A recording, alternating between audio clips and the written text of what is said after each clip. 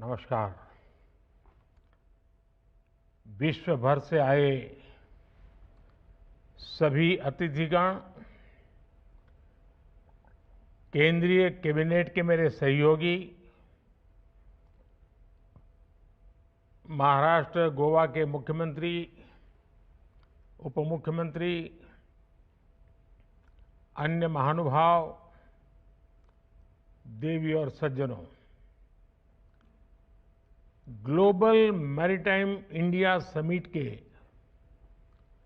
तीसरे संस्करण में मैं आप सभी का अभिनंदन करता हूं। इससे पहले जब हम 2021 में मिले थे, तब पूरी दुनिया कोरोना की अनिश्चितता से घिरी हुई थी। कोई नहीं जानता था कि कोरोना के बाद का विश्व कैसा होगा। लेकिन आज दुनिया में एक नया वर्ल्ड ऑर्डर आकार ले रहा है और इस बदलते हुए वर्ल्ड ऑर्डर में पूरा विश्व भारत की ओर नई आकांक्षाओं से देख रहा है।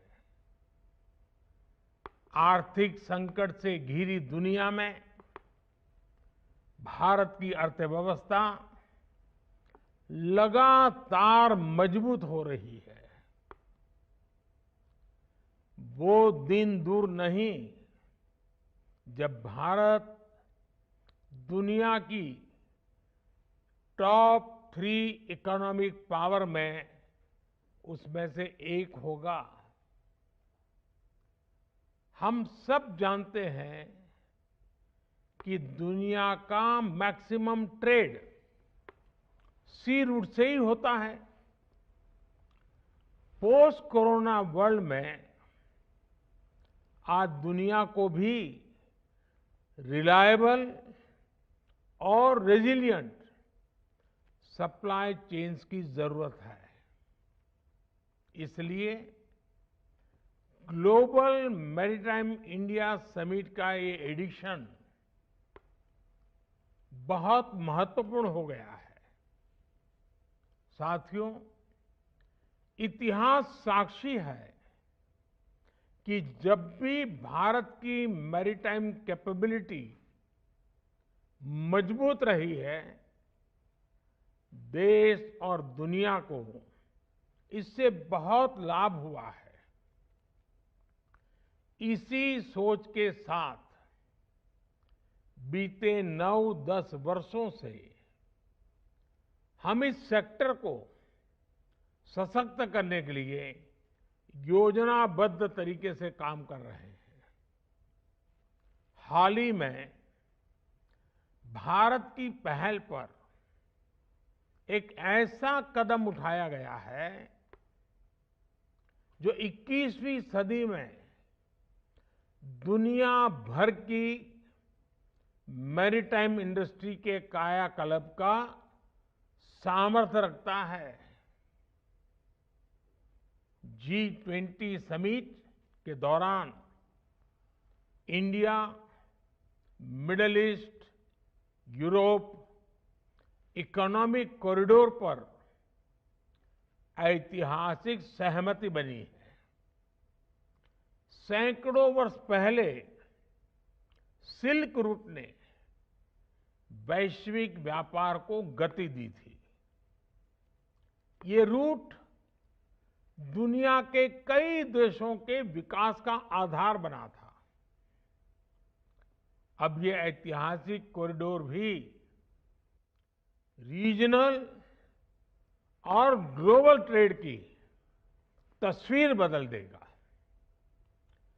नेक्स्ट जनरेशन मेगा पोर्ट्स और इंटरनेशनल कंटेनर ट्रांसशिपमेंट पोर्ट, इसका निर्माण, island development, inland waterways, multi modal hubs का विस्तार, ऐसे कई बड़े काम इस योजना के तहत किए जाने हैं। इस कॉरिडोर से बिजनेस कॉस्ट कम होगी, लॉजिस्टिकल एफिशिएंसी बढ़ेगी, पर्यावरण का नुकसान कम होगा और बड़ी संख्या में जॉब्स का भी निर्माण होगा। इन्वेस्टर्स के पास ये एक बड़ा अवसर है कि वो भारत के साथ जुड़कर इस अभियान का हिस्सा बने। फ्रेंड्स, आज का भारत अगले 25 वर्षों में विकसित होने के लक्ष्य पर काम कर रहा है। हम हर सेक्टर में क्रांतिकारी परिवर्तन ला रहे हैं। हमने मैरीटाइम इंफ्रास्ट्रक्चर के पूरे इकोसिस्टम को मजबूत करने के लिए लगातार काम किया है।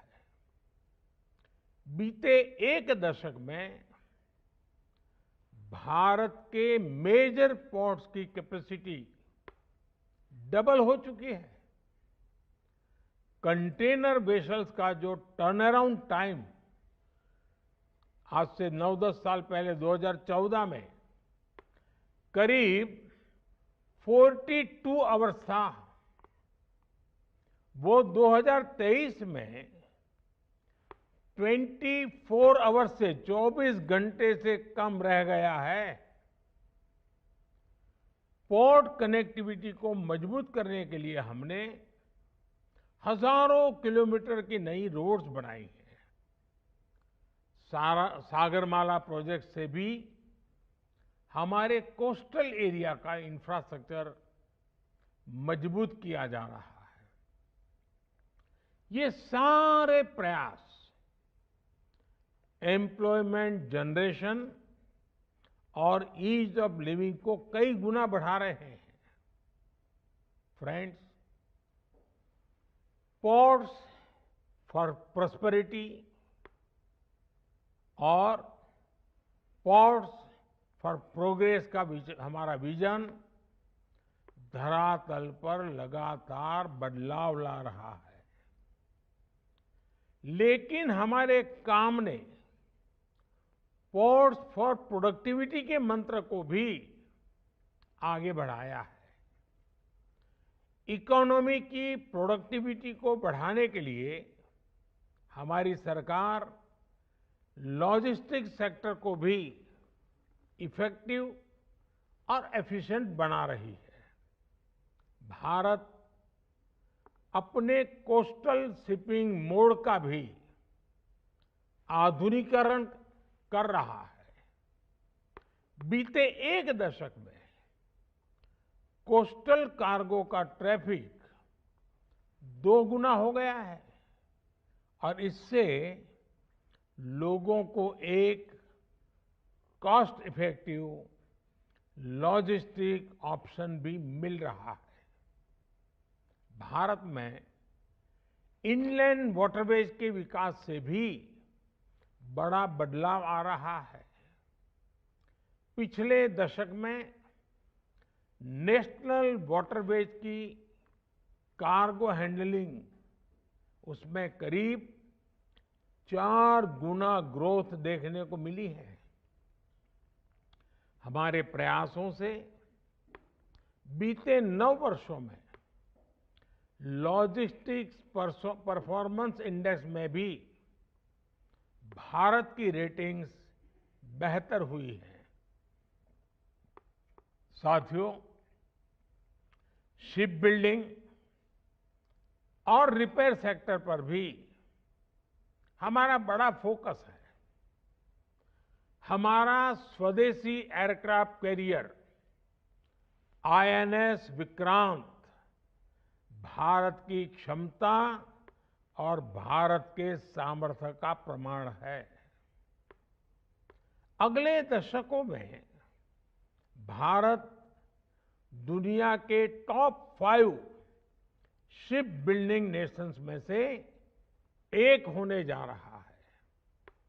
हमारा मंत्र है make in India, make for world. Maritime clusters के विकास के जरिए हम शिप बिल्डिंग स्टेक होल्डर्स को एक साथ लाने के इंटीग्रेटेड अप्रोच पर काम कर रहे हैं। हम आने वाले वक्त में देश में कई स्थानों पर शिप बिल्डिंग और रिपेयर सेंटर्स विकसित करने वाले हैं। शिप रिसाइकलिंग के क्षेत्र में भारत पहले ही ग्लोबली दूसरे स्थान पर है। अपने मेजर पोर्ट्स को कार्बन न्यूट्रल बनाने के लिए भारत मैरीटाइम सेक्टर में नेट जीरो स्ट्रेटेजी पर भी काम कर रहा है। हम एक ऐसे भविष्य की ओर से बढ़ रहे हैं जहां ब्लू इकोनॉमी ग्रीन प्लैनेट बनने का माध्यम होगी।